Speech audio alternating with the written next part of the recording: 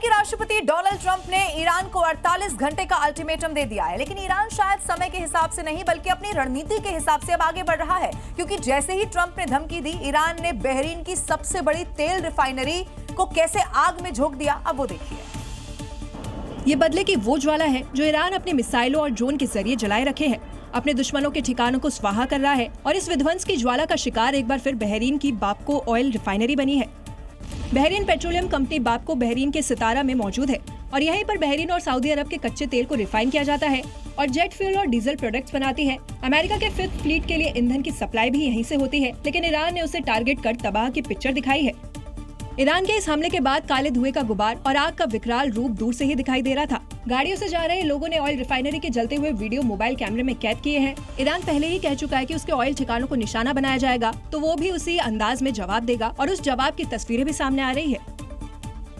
अब ईरान और America Israel के बीच तनाव चरम पर पहुंच गया है, जहां अमेरिकी राष्ट्रपति डोनाल्ड ट्रंप ने अब सीधे तौर पर ईरान को तबाह बर्बाद करने की धमकी दे दी है। लेकिन ट्रंप की इन धमकियों से ईरान अब डरने वाला नहीं है। इस बार और ज्यादा ताकत से वो हमला कर रहा है। इराक से लेकर कुवैत तक की बात की जाए तो ईरान ने जबरदस्त धुआं कर दिया है।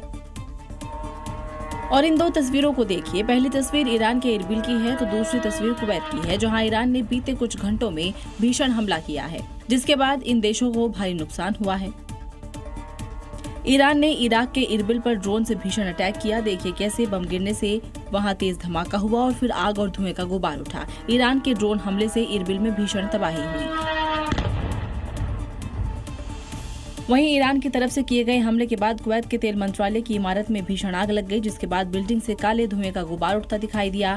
हमला इतना जोरदार था कि ड्रोन अटैक से पूरे कुवैत सिटी में अफरा तफरी मच गई। ईरान के ताबड़तोड़ हमलों के बाद कुवैत के सरकारी महकमे में हलचल तेज हो गई है। ये कोई पहला मौका नहीं है जब ट्रंप ईरान के कोई डेडलाइन या धमकी देते हैं, ईरान पर हमला तेज हो जाता है, जैसा कि इस बार हुआ है।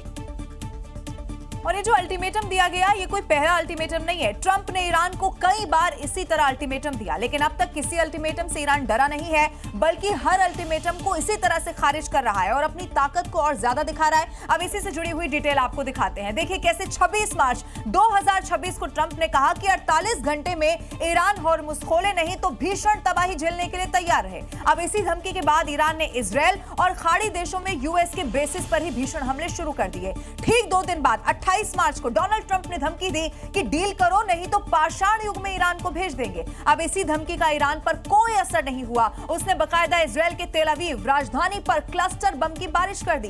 अब डोनाल्ड ट्रंप ने 4 अप्रैल को ईरान को नई धमकी दे दी है, जिसमें ईरान को 48 घंटे में समझौते की डेडलाइन दे दी गई है और साथ ही यह कह दिया है कि समझौता करो नहीं तो कहर बरप जाएगा। अब जवाब में ईरान ने क्या किया? इजरायल, इराक और कुवैत पर जोरदार हमला बोल दिया है। इसीलिए कहा जा रहा है कि इस तरह की किसी धमकी से ईरान डरने वाला नहीं है, बल्कि देखिए ईरान ट्रंप की किसी धमकी से झुक भी नहीं रहा है, विरोध में कड़ा प्रहार भी कर रहा है। हॉर्मुज़ को बंद किया, इजरायल और यूएस बेस पर मिसाइल और ड्रोन से हमले कर दिए, नरक में पहुंचाने तक की धमकी दे दी और अभी भी इजरायल और खाड़ी देशों में अमेरिकी ठिकानों पर इसी तरह से घातक वार किया जा रहा है।